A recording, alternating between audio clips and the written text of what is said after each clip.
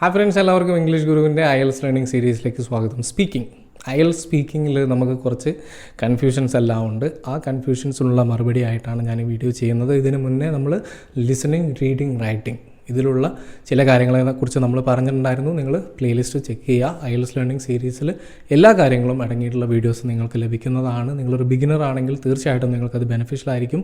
നിങ്ങളുടെ ഫ്രണ്ട്സുമായിട്ട് ഷെയർ ചെയ്യുക. എന്തെങ്കിലും തരത്തിലുള്ള അസിസ്റ്റൻസ് നിങ്ങൾക്ക് വേണമെങ്കിൽ നിങ്ങൾക്ക് കമൻറ്റ് ചെയ്യാം. എസ്പെഷ്യലി നിങ്ങളുടെ റൈറ്റിംഗ്, റീഡിംഗ് എന്തും ആയിക്കോട്ടെ, I will try to reply you. Okay, അപ്പോൾ ഇന്നത്തെ വീഡിയോയിൽ നമ്മൾ പറയാൻ പോകുന്നത് IELTS സ്പീക്കിങ്ങിൽ ചില മണ്ടത്തരങ്ങൾ നമ്മൾ ചെയ്യുമ്പോൾ നമ്മുടെ ബാൻഡ് സ്കോർ കുറഞ്ഞു പോകാറുണ്ട്. അപ്പോൾ ബാൻഡ് സ്കോർ കൂട്ടുന്നതിന് വേണ്ടിയിട്ട് നമുക്ക് എന്തൊക്കെ കാര്യങ്ങൾ ചെയ്യാം എന്നുള്ള കാര്യങ്ങളും, കൂടാതെ സ്പീക്കിങ്ങിൽ ജനറലായിട്ട് നമുക്കുള്ള ചില കൺഫ്യൂഷൻസിനെ കുറിച്ചും ഞാൻ പറയുന്നുണ്ട്.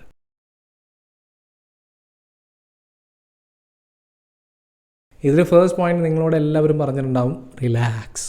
ഓക്കെ, എന്ന് വെച്ചാൽ ഇപ്പോൾ നമ്മൾ ശരിക്കും പറഞ്ഞാൽ സ്കൂളുകൾ അല്ലെങ്കിൽ കോളേജുകൾ കഴിഞ്ഞിട്ടായിരിക്കും നമ്മൾ നേരിട്ട് IELTS ടെസ്റ്റിന് വേണ്ടിയിട്ട് പോകുന്നത്. അപ്പോൾ നമ്മൾ മര്യാദകൾ പ്രതീക്ഷിക്കും, അല്ലെങ്കിൽ കുറേ എക്സ്പെക്റ്റേഷൻ ഉണ്ടാവും നമുക്ക്, അല്ലേ? നമ്മൾ ഒരാളുമായിട്ട് മിങ്കിൾ ചെയ്യുന്ന സമയത്ത് എക്സാമിനർ എന്താ മോനെ, എന്തൊക്കെയാണ് വിശേഷങ്ങൾ എന്ന രീതിയിലൊക്കെ ചോദിക്കും എന്നായിരിക്കും നിങ്ങൾ വിചാരിക്കുക. പക്ഷേ നേരെ ഓപ്പോസിറ്റായിട്ട് സംഭവിക്കുമ്പോൾ നമ്മൾ ടെൻസ്ഡ് ആവാൻ ചാൻസ് ഉണ്ട്. അതുകൊണ്ട് നിങ്ങൾ റിലാക്സ്ഡ് ആയിട്ട് തന്നെ നാച്ചുറലി സംസാരിക്കാൻ വേണ്ടിയിട്ട് ശ്രമിക്കുക. ഓക്കെ, റോബോട്ടിക് ആയിട്ട് ഒരിക്കലും സൗണ്ട് ചെയ്യരുത്.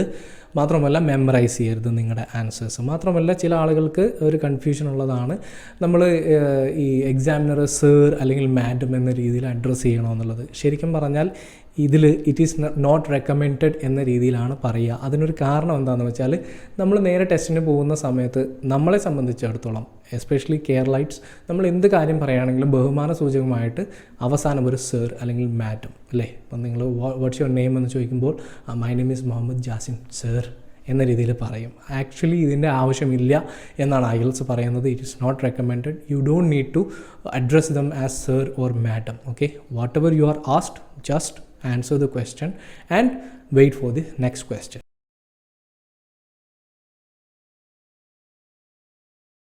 IELTS സ്പീക്കിങ്ങിൽ നമുക്ക് ഏറ്റവും വലിയൊരു അഡ്വാൻറ്റേജ് എന്താണെന്ന് വെച്ചാൽ, we don't need to bother about the timing, അല്ലേ? അതിനൊരു പ്രധാന കാരണമുണ്ട്, അതായത് നോ ഷോർട്ട് ആൻസേഴ്സ്. എന്ത് കാര്യം നിങ്ങളോട് ചോദിക്കുകയാണെങ്കിലും, ഓക്കെ, നിങ്ങളുടെ ഫുൾ നെയിം നിങ്ങളോട് ചോദിച്ചു, മൈ ഫുൾ നെയിം ഈസ് അല്ലെങ്കിൽ ഐ ആം എന്ന രീതിയിൽ തന്നെ കറക്റ്റ് സെൻറ്റൻസ് കൺസ്ട്രക്ട് ചെയ്തിട്ട് വേണം നിങ്ങളോട് പറയാൻ. എസ്പെഷ്യലി റൗണ്ട് വണ്ണിൽ നിങ്ങളുമായിട്ട് റിലേറ്റഡ് ആയിട്ടുള്ള കുറേ ചോദ്യങ്ങൾ അദ്ദേഹം ചോദിക്കും. അപ്പോൾ അതിന് വേണ്ടിയിട്ട് നല്ല രീതിയിൽ കൺസ്ട്രക്ട് ചെയ്തിട്ട് എക്സ്പാൻഡഡ് ആയിട്ട് വേണം നിങ്ങളുടെ ആൻസേഴ്സ് നിങ്ങൾ പറയുന്നതിന് വേണ്ടിയിട്ട്. ഒരിക്കലും ഷോർട്ട് ആൻസർ ആയിട്ട് പറയരുത്. എന്ന് വെച്ചാൽ what's your name, Muhammad Jasim. What's your favourite colour, black. അങ്ങനെ പറയരുത്. ഓക്കെ, എല്ലാ കാര്യങ്ങൾക്കും ഒരു റീസൺ വയ്ക്കാൻ വേണ്ടിയിട്ട് ശ്രമിക്കുക. 1 to 2 സെൻറ്റൻസിൽ തന്നെ പറയാൻ വേണ്ടിയിട്ട് ശ്രമിക്കുക.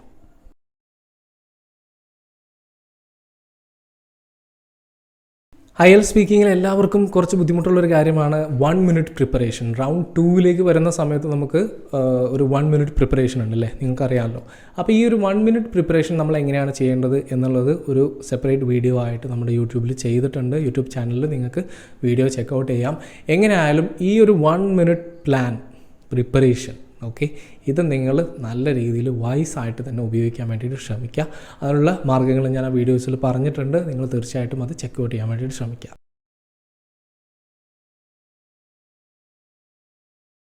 ഇനി എല്ലാവരും എന്നോട് ചോദിക്കുന്ന ഒരു ചോദ്യമാണ്, അതായത് എനിക്കറിയാത്തൊരു ടോപ്പിക്കിനെ കുറിച്ച് ചോദിക്കുകയാണെങ്കിൽ ഞാൻ എന്ത് ചെയ്യും എന്നുള്ളത്. ഓക്കെ, അവിടെയാണ് നമ്മുടെ ക്രിയേറ്റിവിറ്റി നമ്മൾ വർക്ക് ചെയ്യേണ്ടത്.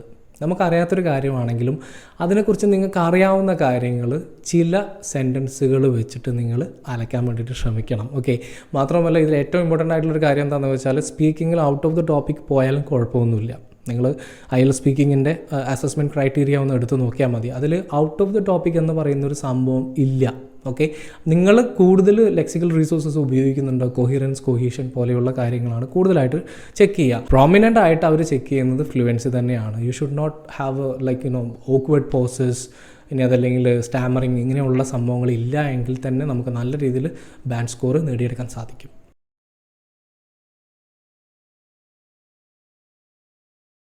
ഇനി എല്ലാ ആളുകൾക്കുമുള്ളൊരു പ്രവണതയാണ്, ഒരു ചോദ്യം ചോദിച്ചു കഴിഞ്ഞാൽ ആ ചോദ്യം അതേപടി അങ്ങോട്ട് തന്നെ റിപ്പീറ്റ് ചെയ്യാം. ഓക്കെ, ഇത് പാടില്ല. Go straight to the point. Okay, നമ്മൾ പറഞ്ഞു തുടങ്ങണം. എന്താണോ ചോദ്യം അതിനനുസരിച്ച് തന്നെ പറഞ്ഞു തുടങ്ങണം. ഈ പറഞ്ഞു തുടങ്ങുന്നത് എങ്ങനെയാണെന്ന് വെച്ചാൽ നിങ്ങൾക്ക് അതിനുള്ള ചില ഫ്രേസസ് ഞാൻ വീഡിയോസിൽ പറഞ്ഞിട്ടുണ്ടായിരുന്നു. ആ ഫ്രേസസ് നിങ്ങൾക്ക് ഉപയോഗിക്കാം. ഒരു എക്സാമ്പിൾ ഞാൻ വേണമെങ്കിൽ നിങ്ങൾക്ക് പറഞ്ഞുതരാം. Well that's an interesting question എന്ന രീതിയിൽ തുടങ്ങുക. ഈ സമയത്തൊക്കെ നമുക്ക് ചിന്തിക്കാനുള്ള സമയമാണ്. ആ ചിന്ത കഴിഞ്ഞതിന് ശേഷം സെൻറ്റൻസ് ഓരോന്നായിട്ട് പറയാൻ വേണ്ടിയിട്ട് ശ്രമിക്കുക. Make sure that you don't pause somewhere, you don't stammer somewhere. Okay, ഇതെല്ലാം നമ്മുടെ ബാൻഡ് സ്കോറിനെ ബാധിക്കുന്നതാണ്.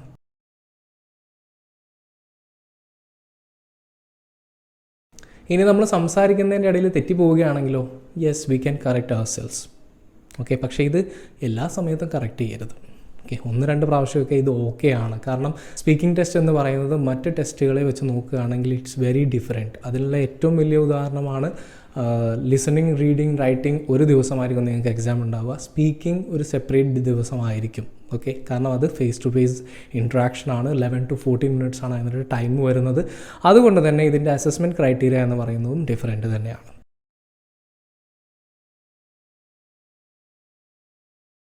ഏറ്റവും ഇമ്പോർട്ടൻ്റ് ആയിട്ട് ശ്രദ്ധിക്കേണ്ടത് എസ്പെഷ്യലി ഇൻ റൗണ്ട് 3 നിങ്ങളുടെ ആൻസേഴ്സ് നിങ്ങൾ തീർച്ചയായിട്ടും എക്സ്പാൻഡ് ചെയ്യണം. ഓക്കെ, ചെറിയ രീതിയിൽ മാത്രമല്ല വലിയ രീതിയിൽ തന്നെ കീപ് ടോക്കിംഗ്. ഓക്കെ, അതിനെക്കുറിച്ച് അറിയുന്നതും അറിയാത്തതും നിങ്ങൾ ചിന്തിക്കുന്നതും നിങ്ങൾ ചിന്തിക്കാത്തതും പാസ്റ്റിൽ, പ്രസൻറ്റ്ലി, ഫ്യൂച്ചറിൽ ഇങ്ങനെയുള്ള രീതിയിൽ നിങ്ങൾ സ്ട്രക്ചർ ചെയ്തിട്ട് വേണം ഇത് പ്രാക്ടീസ് ചെയ്യാൻ.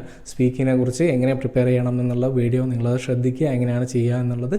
അതിനുശേഷം നിങ്ങൾ നിങ്ങളുടേതായിട്ടുള്ള നാച്ചുറൽ ആയിട്ടുള്ളൊരു വേയിൽ നിങ്ങൾ സ്പീക്ക് ചെയ്യാൻ വേണ്ടിയിട്ട് ശ്രമിക്കുക.